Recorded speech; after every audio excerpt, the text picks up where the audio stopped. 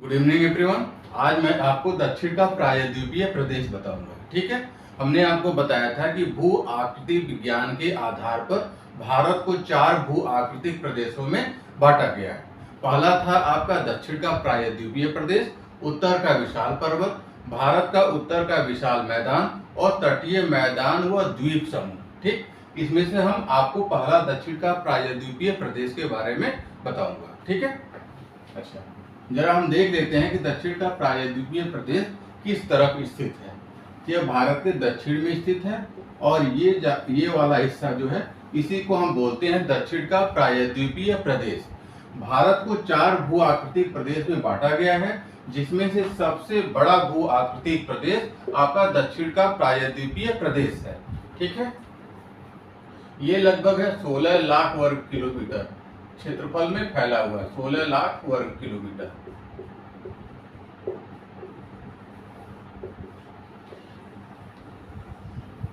सोलह लाख वर्ग किलोमीटर क्षेत्र में फैला हुआ है और ये इसका जो है सबसे ऊंची चोटी, इसकी सबसे ऊंची चोटी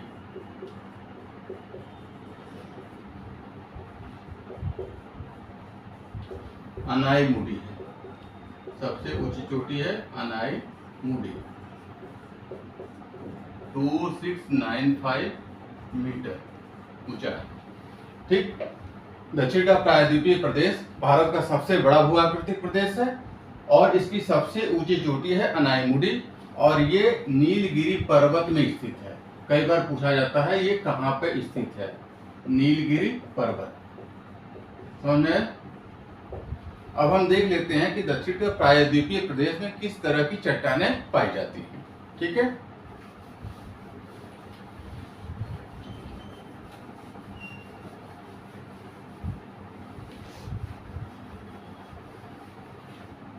दक्षिण का प्रायद्वीपीय प्रदेश में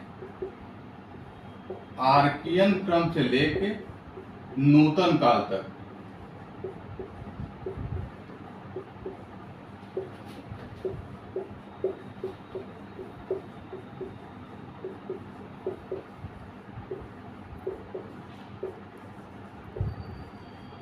ठीक है, दक्षिण का प्रायद्वीपीय प्रदेश में आर्कियन क्रम से लेके नूतन काल तक की चट्टानें पाई जाती हैं। आर्कियन क्रम जो है प्री पैलियोजोइक एरा का भाग है। प्री पैलियोजोइक एरा का भाग है। अब हम आर्कियन क्रम के बारे में थोड़ा सा देख लेते हैं। देखिए, आर्कियन क्रम जो है एक प्राथमिक चट्टान है। आर्कियन क्रम की चट्टान प्राथमिक चट्टान है, जिसे हम इंग्लिश में प्राइमरी रॉक्स बोलते हैं।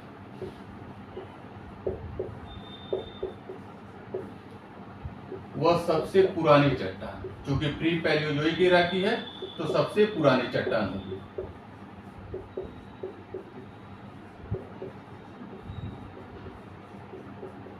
ठीक है, अब बात आती है कि प्राथमिक चट्टान इसे क्यों कहते हैं।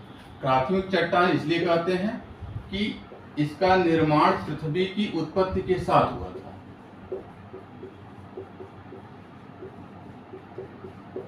ठीक है, आर्कियन क्रम की चट्टान का निर्माण जो है पृथ्वी की उत्पत्ति के साथ हुआ था, इसलिए इसे हम प्राथमिक चट्टान कहते हैं। ठीक,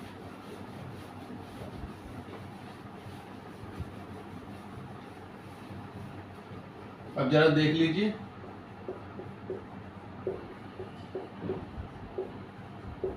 आर्कियन क्रम की चट्टान जो है वर्तमान में परिवर्तित हो गई है और क्या बन गई ये देख लेते हैं।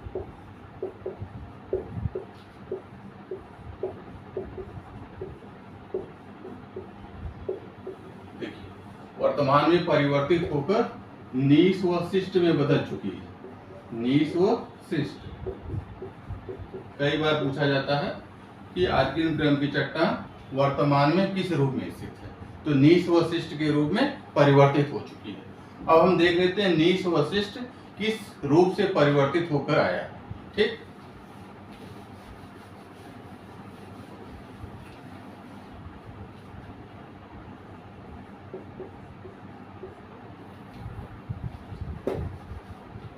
नीस का निर्माण हुआ है ग्रेनाइट के परिवर्तन से। ग्रेनाइट चट्टान के परिवर्तन से नीस बना है और बेसाल्ट से शिस्ट बना है।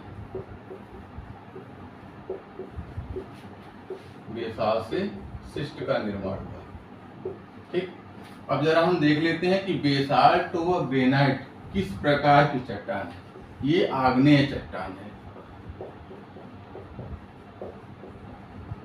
आग्नेय चट्टान, ठीक, जिसे हम इंग्लिश में इग्नियस रॉक कहते हैं। ठीक, नीस व शिस्ट ये दोनों आग्नेय चट्टान से परिवर्तित हुए हैं, इसलिए ये रूपांतरित चट्टान हुए।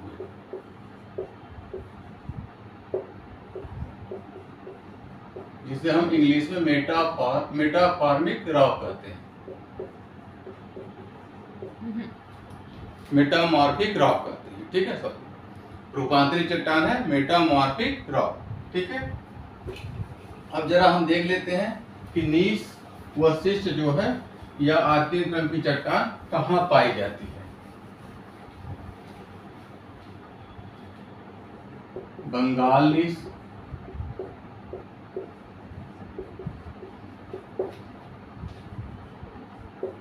बुंदेलखंड नीस,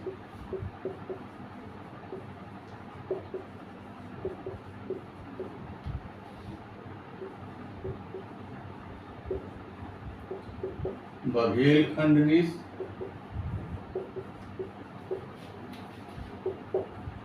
नीलगिरी नीस,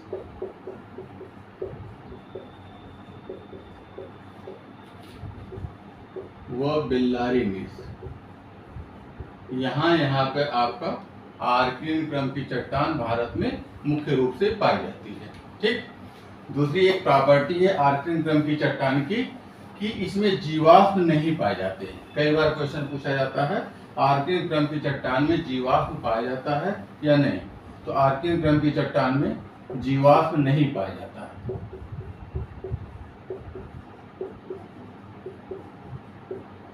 या ये कहते हैं जीवाश्म का अभाव होता है इस तरह की चट्टानों में।